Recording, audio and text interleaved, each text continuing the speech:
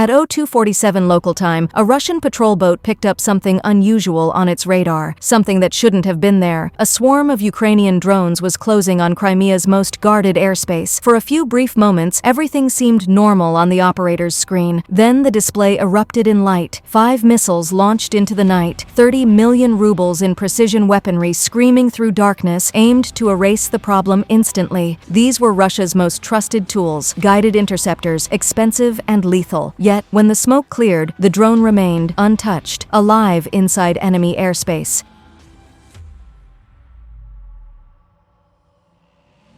The FPV drone had one mission: neutralize the defensive sensors atop Mount Aetri. But first, it had to survive failures nobody anticipated. On the beach, a Panzer S-1 swiveled its radar, operating at peak precision. This was point defense at its finest, designed to annihilate cruise missiles to protect critical installations. It had burned through millions of rubles worth of interceptors and missed. For the cost of a single missile, the drone hovered, motionless, a stubborn punctuation in a sentence of smoke. On Mount Aetri's thermal feed, the distinctive white domes appeared, golf ball-shaped radomes housing radars and receivers worth more than entire towns. They were built to endure bombs dropped from 30,000 feet, yet these drones were different. Flying at 50 meters, moving sideways relative to the radar beam, they created a Doppler notch, a blind spot where the radar's motion sensors failed.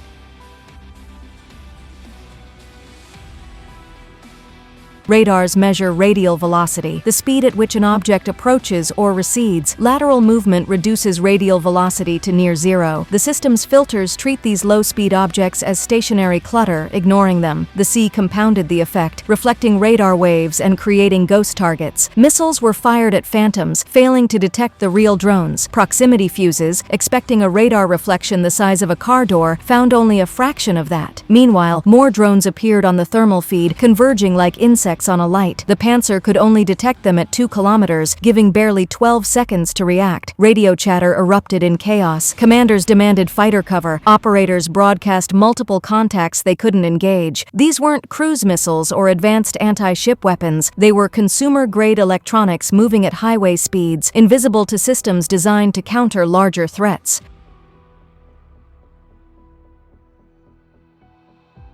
At 0250, the lead drone aligned with the first dome. Beneath its protective shell sat radars capable of tracking ballistic arcs and feeding mid-range data to higher systems. These sensors were expensive, sophisticated, and designed for attacks from above, not low-angle drones. Other drones followed, each assigned to a target. Operators could only watch helplessly as precision strikes began. Fighters scrambled. Su-30s burned through the pre-dawn gloom. Radar flickered with contacts that appeared and vanished. The drones dropped below noise thresholds, disappearing into static. Heat-seeking missiles failed. These small drones ran cool, producing far less thermal signature than a jet engine. Even rapid-fire cannons couldn't hit them. Micro-adjustments made every shot miss.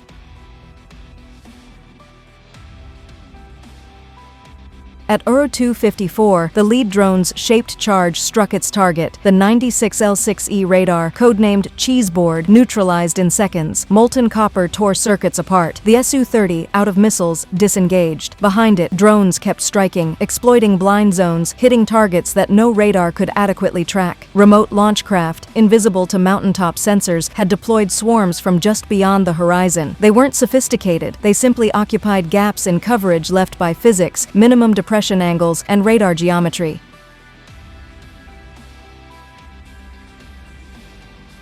The drones were controlled by relay boats positioned offshore. Operators in Odessa sent encrypted commands to these boats, which bridged the signals to drones hundreds of kilometers away. Video and telemetry returned the same way. This method allowed precise, remote control deep inside enemy airspace while remaining untraceable. Drones followed GPS and inertial waypoints to impact, immune to conventional gunfire and radar tracking.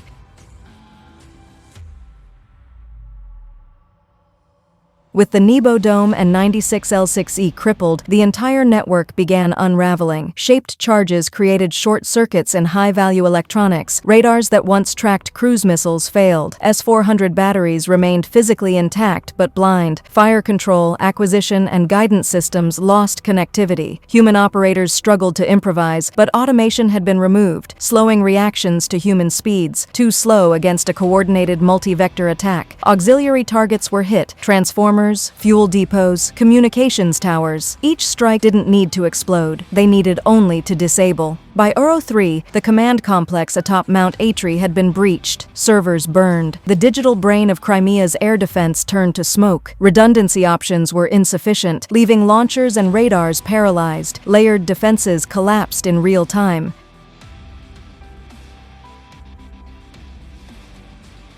In the aftermath, debris washed ashore, melted circuit boards, shattered radomes, blackened fragments. Human crews scrambled to salvage what remained. Commanders faced an uncomfortable truth. Low-cost, consumer-grade drones had defeated multi-billion-ruble systems. Geometry, assumptions, and predictable defensive logic had been exploited. Threats assumed to arrive from high speed, high altitude had instead arrived low, distributed, and coordinated from the sea and sky simultaneously. Modern defenses are only as secure as their underlying assumptions. One swarm of drones demonstrated that small, inexpensive technology, combined with tactical ingenuity, could undermine even the most sophisticated systems. Economic and operational calculus had shifted. The cost to defend had become exponentially greater than the cost to attack.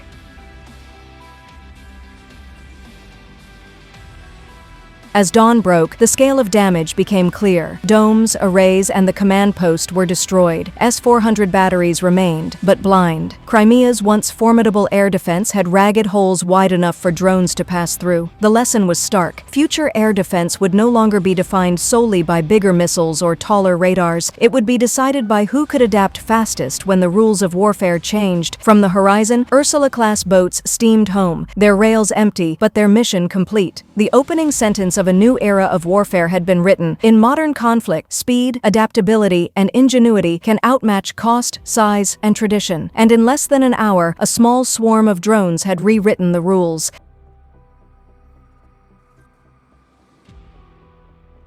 As dawn broke over Crimea, the scale of destruction was clear. Radomes shattered, circuits molten, command posts smoldering. S-400 batteries stood, but blind, their reach nullified. Small drones and relay boats had outmaneuvered billions in technology, exploiting gaps no one had foreseen. Assumptions proved fatal. Automation without adaptation was fragile. This operation didn't just destroy hardware, it shattered doctrine. The horizon showed returning vessels, a quiet reminder that the rules had changed. In modern warfare, ingenuity and speed outweigh size and firepower.